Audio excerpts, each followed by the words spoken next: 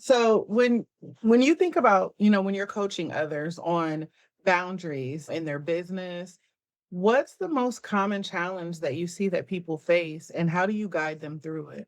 Sometimes you can burn bridges, and a lot of Mm, people are afraid of that happening, either yeah. because they see their identity as being tied up with those people, or their reputation as being attached to those people. They don't have new relationships that they're forming or new communities of people that they can move towards. So it just kind of feels like they're being destructive without anything to replace that with.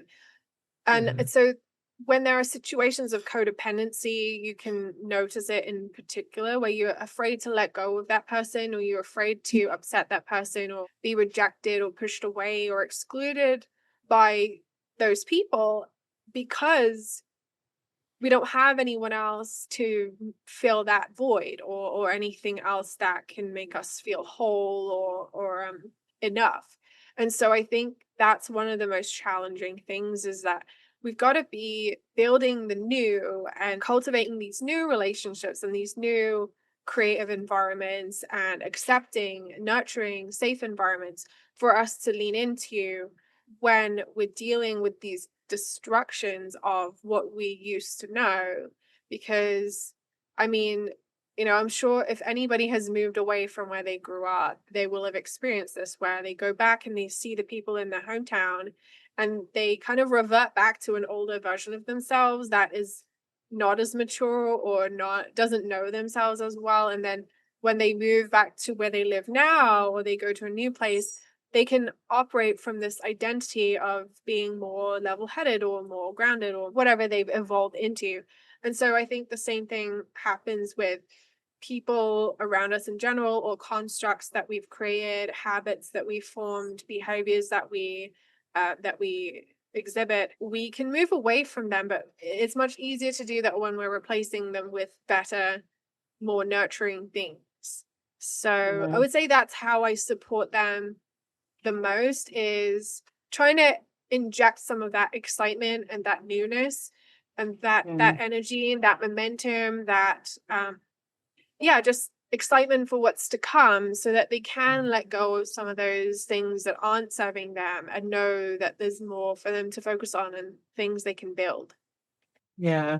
I think that many people stay in toxic dynamics because they fear, like you said, being rude or that, it's truly burning a bridge. But I really believe that politeness at the expense of your peace is a very heavy price to pay. Mm, And, boundaries sometimes mean walking away from people completely, and that's okay. You just have to be okay with understanding that burning a bridge isn't all about spite. We're not doing these things to be spiteful. It's honestly about honoring your energy and your path and understanding that some relationships, friendships, jobs, collaborations, they just simply no longer serve your growth.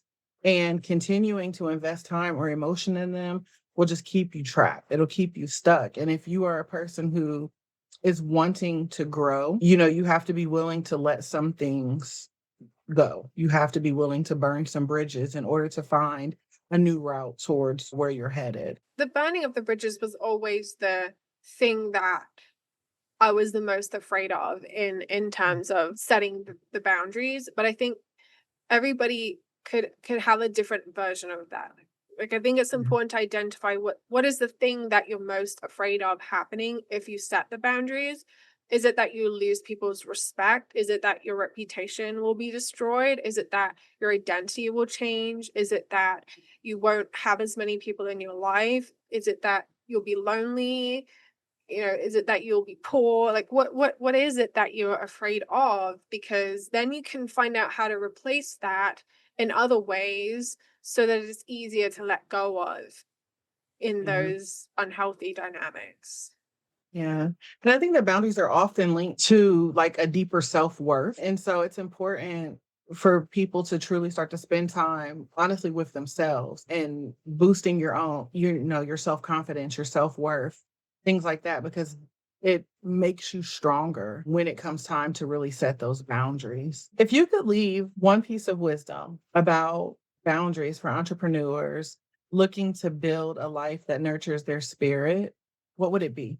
I can't stress enough how important it is that we have discernment with respect to who we allow to be close to us.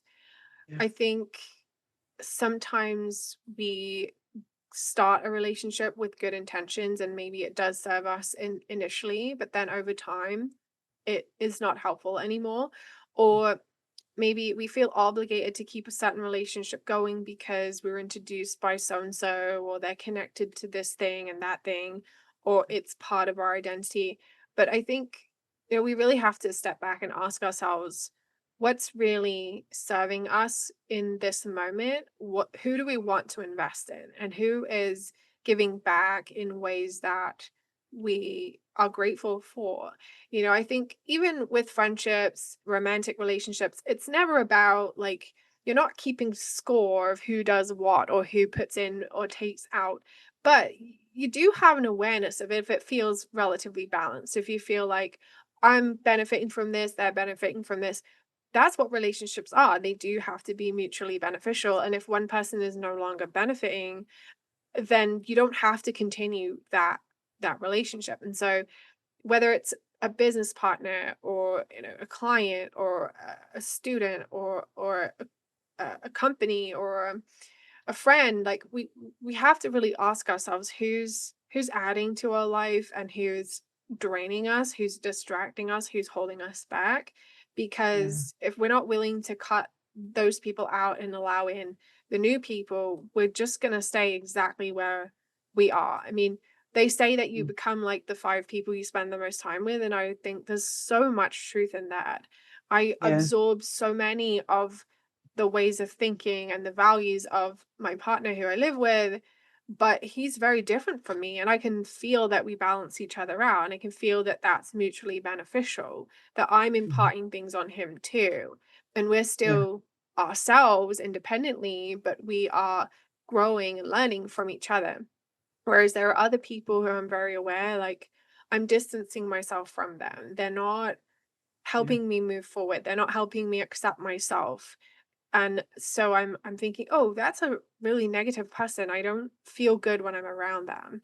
And that, Yeah. I mean, that's huge. So you got to pay attention to that. I think that's kind of what I would leave you guys with, is just slowing down and smelling the roses and seeing if Yeah. they're thorny or not. Yeah. And the thing that I always try to remind people is, as we know, ships were created to take us somewhere.